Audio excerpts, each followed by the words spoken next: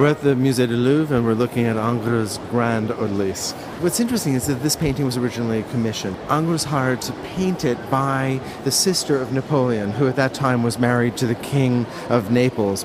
What's sort of also interesting is that by the time Ingres finished the painting and delivered it, well, they were gone. Napoleon had been deposed and they were no longer ruling Naples. But this did get shown in the Salon of 1819, nevertheless. And caused a real scandal. For a number of reasons. First of all, it's a female nude, and it's not Venus. It's an odalisque, and an odalisque is a woman in a harem. You know, of course, Ingres had never been in a harem, and so this is very much a Western idea of what a harem would be like. Okay, so I think that's really important because historically this is completely inaccurate. Right. But it is very much a 19th century French construction of what they imagined that sort of luxury-laden, sensuous, and distant experience was. Yeah, it's a real French fantasy. It's a real French fantasy. France, of course, was a colonial power in that part of the world. And some art historians have written that in some ways these sorts of paintings were a kind of justification for France in that part of the world. And for France imagining itself as superior to that culture. And therefore having a kind of moral right to civilize. So it is very imperialist in its thinking. But at the same time as we're saying that, we have to imagine the Parisians in 1819 taking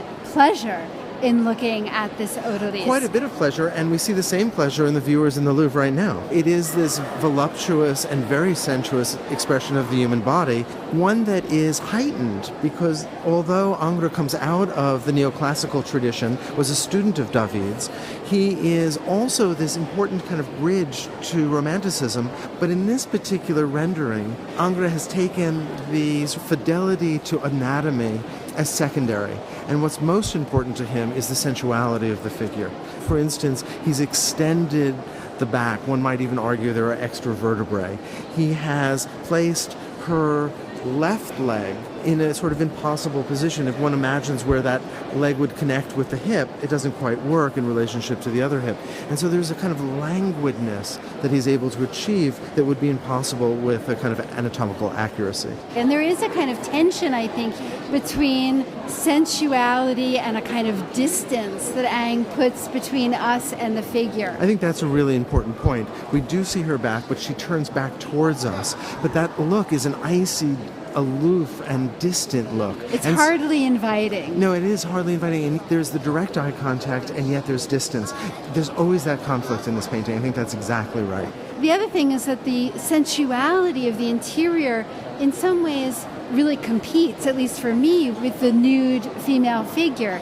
That velvet of the cushion that she's on, I can feel those things. You can almost hear her skin against those fabrics. Yes. It's so interesting if you look at the composition.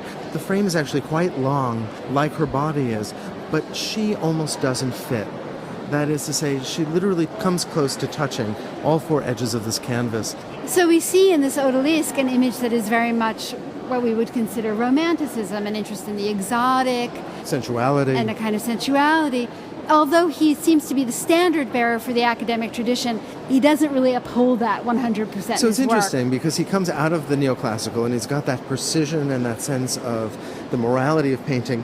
And the interest in line. But then he is a sensualist in his painting, in fact. And that's something that ebbs and flows but is with him for his entire career.